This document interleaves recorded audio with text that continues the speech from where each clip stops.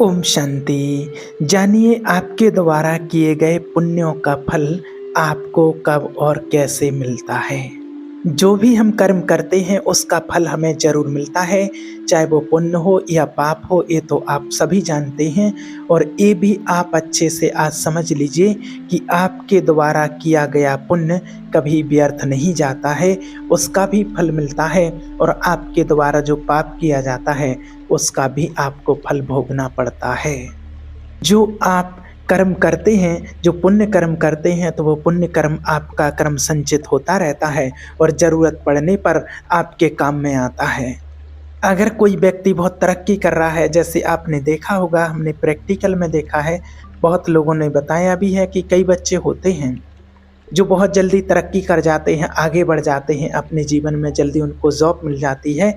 तो सिर्फ वो अभी जो पढ़ रहे हैं उसका ही फल नहीं है, उनके पूर्व जन्म का भी पुण्य कर्मों का फल है जो उनको अभी तरक्की दे रहा है। और जो बहुत मेहनत करने के बाद भी सफल नहीं हो पा रहे हैं, तो उनके कुछ पूर्व जन्मों का कर्म फल ऐसा रहा है जो अभी उनको सफलता मिलने में दिक्कत हो रही है। इसलिए आपके जीवन में किया गया कोई भी पुण्य कर्म हो, वो कभी भी व्यर्थ नहीं जाता है। वो पुण्य कर्म समय आने पर आपके पास जरूर लौट करके आता है। जब आपको ज़रूरत होती है तब वो आपको मिलता है। इसलिए जो पुण्य कर्म करते हैं वो आपका संचित होता जाता है, वो कभी व्यर्थ नहीं जाता है। जिस प्रकार से बीमा होता है, LIC बीमा होता है, आप जो करते हैं, जो आपने जमा किया है 20 साल तक आप जमा करते हैं, 20 साल के बाद जब वो पॉलिसी बन जाती है तो आपको उसका बेनिफिट पूरा पूरा प्राप्त हो जाता है। उसी तरह जो आप पुण्य करते हैं, आप धीरे धीरे भले कम कम करते हैं, लेकिन वो धीरे धीरे करके पुण्य इकट्ठा होता है और समय आने पर आपको प्राप्त होना ही होना है, वो होता ही होता है। आपको इसका प्रैक्टिकल उदाहरण बताते हैं। देखिए कि जैसे कहीं एक बच्चे ने जन्म लिया, ऐसा कई बार होता है।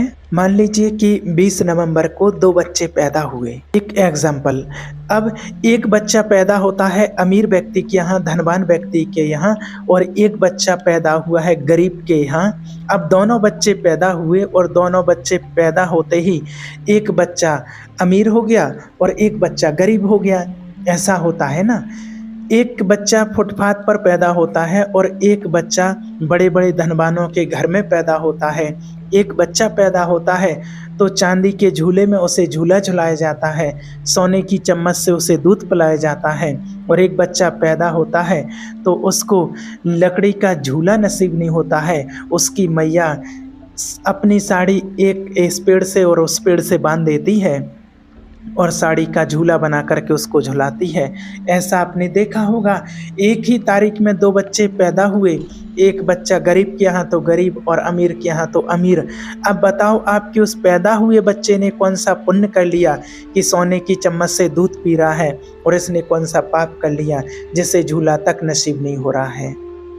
अब ये दोनों बच्चे पैदा हुए हैं एक ही साथ में, एक ही मुहूर्त पे, एक ही समय पर दोनों बच्चे पैदा हुए हैं, और एक गरीब हो गया और एक अमीर हो गया। ऐसा क्यों होता है? इन बच्चों ने तो अभी कोई कर्म ही नहीं किया है, कोई पाप और पुण्य ही नहीं किया है, अभी तो उन्होंने जन्म ही लिया है सिर्फ, और जन्म लेते ही सुख दुख उन्हें प्राप्त होने लग गया।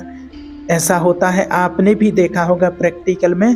ऐसा कैसे होता है? सारे लोग एक जैसे क्यों नहीं होते हैं? सभी धनवान हों या सभी गरीब हों, कोई धनवान और कोई गरीब क्यों हैं? ऐसा क्यों होता है? इसका कारण क्या होता है? आज दुनिया में सब लोग एक जैसे क्यों नहीं हैं? कई लोग कहते हैं कि अरे भगवान ने ऐसा किया है, भगवान ने सबको बनाया है। अगर भगवान ने सब कुछ किया है तो सबको एक जैसा क्यों नहीं बनाया है? जो लोग कहते हैं कि सब भगवान बनाता है, भगवान ही भेजता है किसको किस घर में जाना है, तो अगर भगवान ही भेजता है तो भगवान तो सबको एक जैसे बनाते, फिर तो सबको सोने के झूले में सबको एक जैसा सभी को सोने का झूला मिलना चाहिए था। फिर कोई फुटपाथ पर क्यों पड़ा है और कोई महलों में क्यों पड़ा है, कोई महलों में क्यों रह रहा है? इसका कारण क्या होता है? तो ऐसा क्यों होता है? कोई गरीब के यहाँ, कोई अमीर के यहाँ, कोई फुटपाथ पर पड़ा है, ऐसा क्यों होता है? इसका कारण होता है, यही है कर्मों का फल। जब बच्चा पैदा होता है तो वो पैदा तो होता है पर साथ में अपने कर्मों का फल लेकर के चलता है। यदि अच्छे कर्म किए हैं पूर्व जन्म में तो अच्छे घर में जन्म लेगा, अमीर के घर में जन्म लेकर के अमीर हो जाएगा, जन्म से ही अमीर हो जाएगा। और कर्म अच्छे नहीं हैं तो फिर गरीब के घर पैदा होकर के वो अपने कर्मों का दंड भोगेगा, रोटी को भी तरसना पड़ सकता है। कोई आदमी 56 भोग खा रहा है और कोई आदमी 2-2 रोटी को तरस रहा है, ऐसा क्यों? एक कर्मों का ही तो फल होता है। आपके अपने कर्म होते हैं जो आपको एक एक रोटी के लिए तरसा रहे हैं, इसीलिए आपसे कहते हैं कि आप इस चक्कर में ना रहो। अगला पिछला जन्म कुछ नहीं होता है, पूर्व जन्म कुछ नहीं होता है, पहले का कर्म कुछ नहीं होता है। ऐसा इसलिए बता रहे हैं क्योंकि कितने ही लोगों ने हमसे बोला है कि हम नहीं मानते हैं कि पूर्व जन्म होता है, ऐसा होता। आपके मानने और ना मानने से कोई फर्क नहीं पड़ता। अगर ऐसा नहीं होता तो आप इसका उत्तर दीजिए, कमेंट करके बताइए कि फिर इसका कारण क्या है। कि कोई बच्चा एक गरीब के यहाँ जन्मा है जो उसको 5 रुपये भी नहीं मिल रहे हैं दूध पीने के लिए, और कोई बच्चा सोने की चम्मच में दूध पी रहा है, उसके लिए दास दासी इंतजार कर रहे हैं आने के लिए कि राजकुमार आ रहा है। फिर अभी तो किसी ने कोई कर्म नहीं किया है, फिर इसका कारण क्या है आप बताइए। होता सब है। देखिए अगर ऐसा ना होता तो कोई जन्म से अमीर और कोई जन्म से गरीब क्यों होता। पिछले जन्म का कर्म फल लेकर के हर व्यक्ति आता है। जो आज किया है वो कल पाओगे, जो कल किया था वो आज हमें मिल रहा है। आज हमें जो मिल रहा है वो इस जन्म के कर्मों का फल है और पूर्व जन्म के कर्मों का भी फल है। आज जो भी आप कर रहे हैं अच्छा और बुरा, ये आपका व्यर्थ नहीं जाएगा, ये आपको मिलेगा। और अभी जो मिल रहा है वो पूर्व जन्म के कर्म का फल है जो अभी हमको मिल रहा है। और हमारा जो शरीर होता है वो शरीर भी हमें अपने कर्मों के आधार से ही मिलता है। जैसा हमने कर्म किया है वैसा ही मिलता है।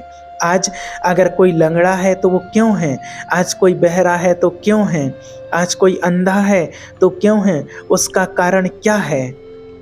उसके जो कर्म दंड होते हैं वो उसके साथ चल रहे हैं। उसने पूर्व जन्म में कोई ऐसा कर्म किया था इसलिए उस कर्म ने पीछा नहीं छोड़ा। आपने कोई ऐसा कर्म किया होगा, किसी का पाँव तोड़ा होगा। आज कितने पाँव तोड़ रहे हैं ना लोग, कई तो व्यक्तियों के भी पाँव तोड़ देते हैं। और आज बेचारे पशु पक्षियों का तो समझो ही नहीं, जीव जंतुओं का कि कितने पैर तोड़ रहे हैं। बकरी का पैर काट रहे हैं, मुर्गी का मुर्गे का पैर काट रहे हैं, कितने जीव जंतुओं को काट रहे हैं, खा रहे हैं। तो ये नहीं समझो कि इसका कर्म नहीं मिलेगा, ये आपका कोई कर्म नहीं बन रहा है। ऐसा ना समझो कि ये खाने के लिए बने हैं। एक गलती कभी मत करना। जो आप कर रहे हैं इस एक एक कर्म का आपको हिसाब चुकाना पड़ेगा 101%। आपने पूर्व जन्म में कोई ऐसा कर्म किया था, किसी को दुख दिया था, किसी के पैर तोड़े थे, इसलिए अभी इस जन्म में आपको ऐसा दुख मिल रहा है, तड़पना पड़ रहा है, तड़पना पड़ रहा है दर्द के मारे।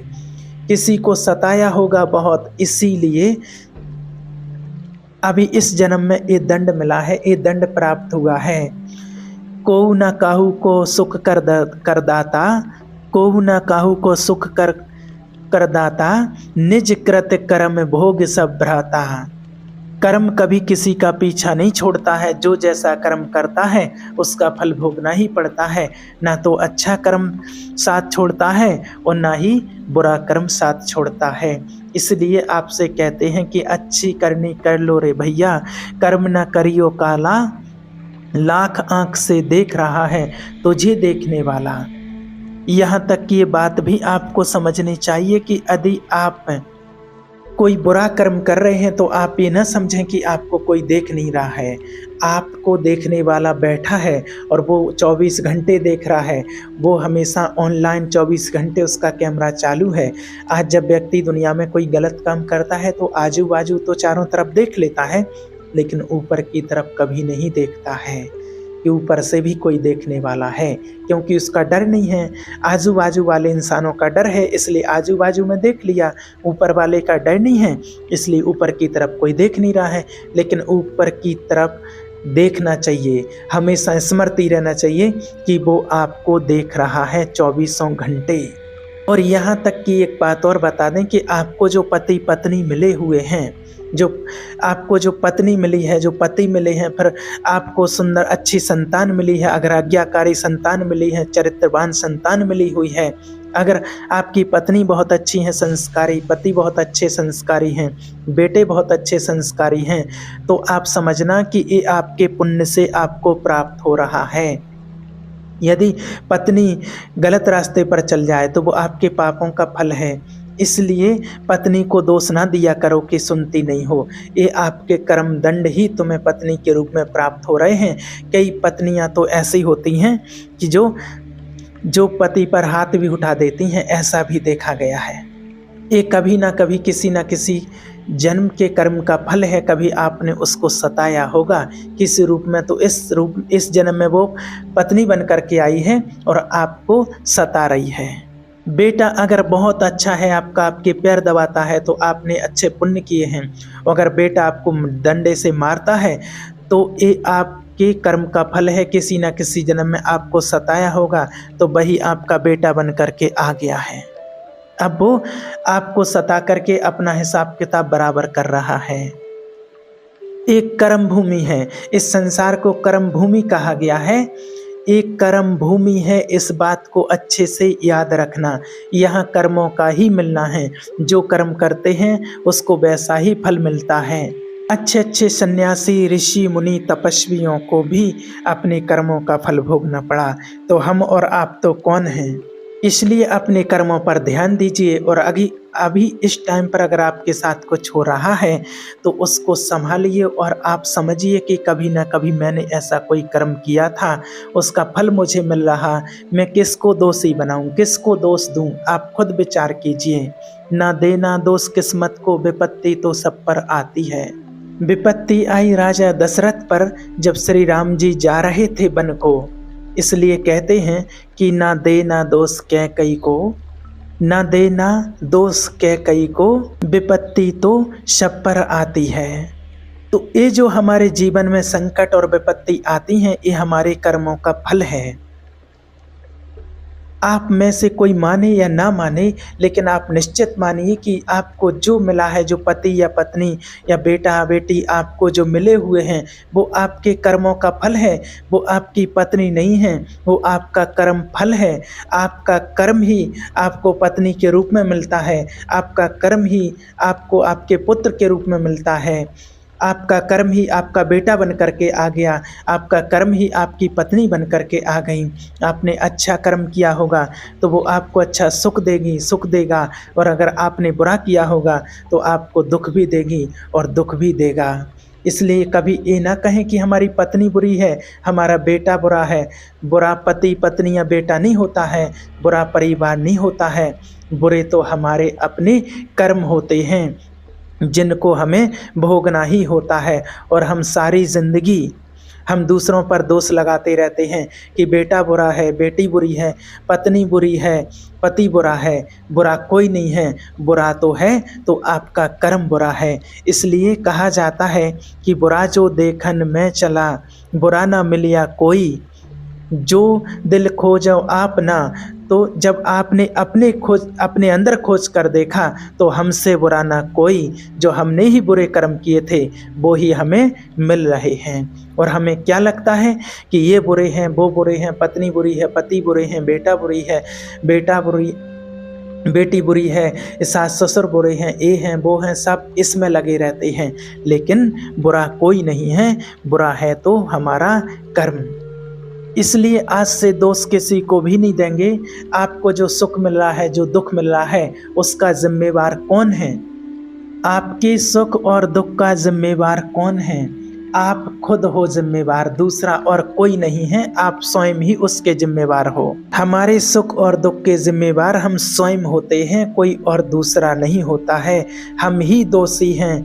इसलिए आज से कभी किसी पर आरोप लगा करके दुखी नहीं होंगे कि हम तुम्हारे कारण दुखी हैं, कि हम इनके कारण दुखी हैं।